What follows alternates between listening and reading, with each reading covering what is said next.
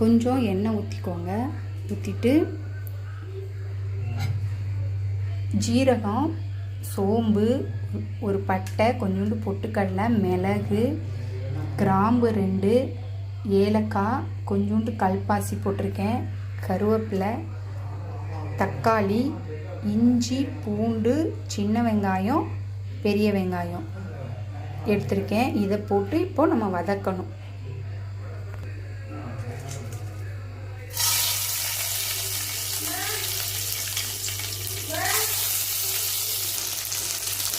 எல்லாத்தையும் இதில் போட்டு வதக்கிக்கலாம்.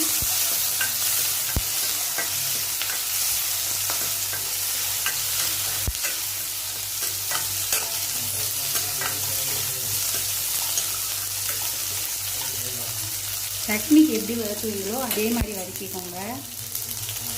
ரொம்ப வதங்கணும்னு அவசியம் இல்லை, லைட்டாக வதங்கணும் அவசியம் இல்லை, மீடியமாக வதங்கினா போதும். சட்னி வதங்குறதுக்கு எப்படி வதக்குவீங்களோ அந்த அளவுக்கு நீங்கள் வதக்கினா போதும்.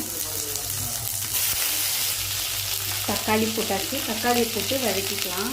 தேவையான அளவு உப்பு போட்டுக்கலாம்.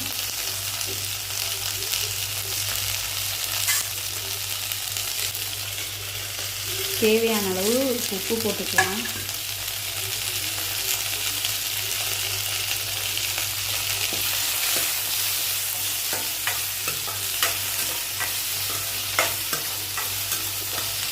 சட்னி செய்கிறதுக்கு எப்படி வதக்குறீங்களோ அதே மாதிரி வதக்கிக்கோங்க.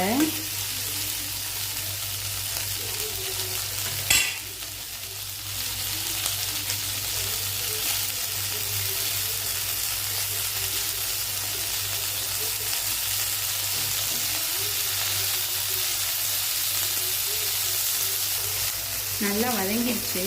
வதங்கின பிறகு ஒரு ஸ்பூன் மஞ்சள்தூள், கொஞ்சோண்டு குழம்பு மிளகாத்தூள் எடுத்து வச்சுருக்கேன், 2 ஸ்பூன் குழம்பு மிளகாத்தூள் எடுத்துருக்கேன். இதையும் போட்டு நல்லா கிண்டி விடலாம்.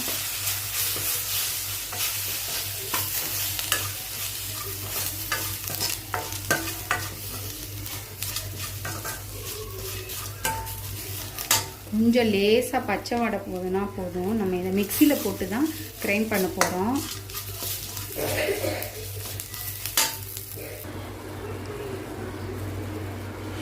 திருப்பி கடாய் வச்சு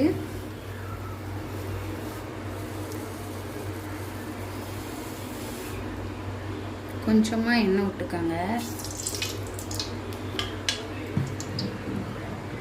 இதுக்கு தேவையான அளவுக்கு தான் கொஞ்சமாக எண்ணெய் விட்டு நான் ஒரு கொடை மிளகா, 2 வெங்காயம், பெரிய வெங்காயம் கொஞ்சம் பெரிய ஷேப்பில் கட் பண்ணி வச்சுருக்கேன்.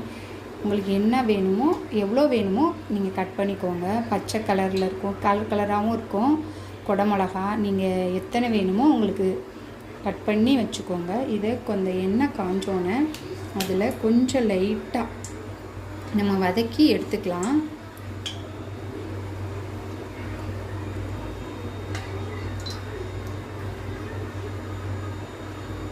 எண்ணெய் காஞ்சிருச்சு. நம்ம இந்த கொடை மிளகாய் போட்டுடலாம். கொடை மிளகாய், வெங்காயம் இதை போட்டு கொஞ்சம் லைட்டாக லேசாக வதக்கி விடுங்க. இதை கொஞ்சம் ஃப்ரை பண்ணி அதில் சேர்த்தோன்னா நல்லாயிருக்கும்.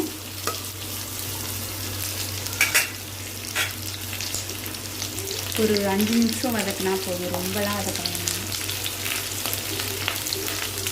இந்த வெங்காயம், அந்த பச்சை மிளகாய் இதெல்லாம் நல்லா வதங்கி வரும். வந்ததுக்கப்புறம் நல்லாயிருக்கும், வாசனையே சூப்பராக இருக்கும். உங்களுக்கு தேவையான அளவுக்கு இதை செஞ்சுக்கோங்க.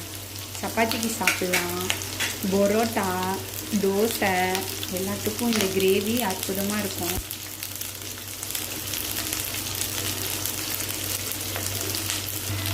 பாருங்கள், இந்தளவுக்கு வதங்கினா போதும், ரொம்ப வதக்க வேணாம். இந்தளவுக்கு வதங்கினோன்னே நம்ம எடுத்து தனியாக வச்சுக்கலாம். அதே கடாயை வச்சு கொஞ்சமாக எண்ணெய் ஊற்றி எண்ணெய் காஞ்சோன்னே ஜீரகம் போட்டுக்கோங்க.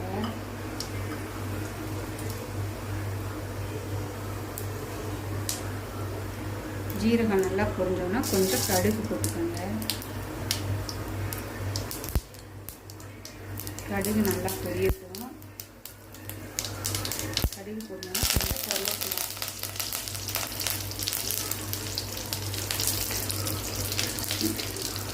வந்துருச்சு. நம்ம ஒரு மசாலா ரெடி பண்ணோம் பார்த்தீங்களா, அதை மிக்சியில் போட்டு அரைச்சி வச்சுருக்கேன். அதை நம்ம இதோட சேர்த்துக்கலாம்.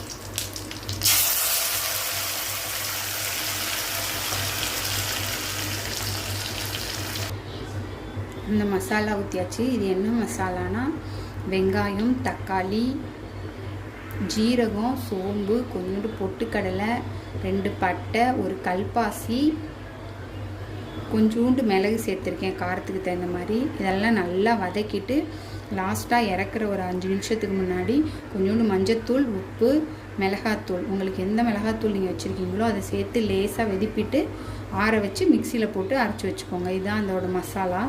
நல்லாயிருக்கும். இந்த மசாலா தான் சூப்பராக இருக்கும். நல்லா கொதி வருது பாருங்கள், நல்லா கொதி வருது. இந்த மாதிரி கொதி வர்ற ஸ்டேஜில் நம்ம வதக்கி வச்சுருக்க குடமிளகா, வெங்காயம் வதக்கி வச்சுருக்கோம்ல, இந்த குடமிளகா, வெங்காயம் இதை நம்ம இதில் சேர்த்துக்கலாம். சேர்த்துட்டு ஒரு கிண்டி கிண்டி விட்டுருங்க.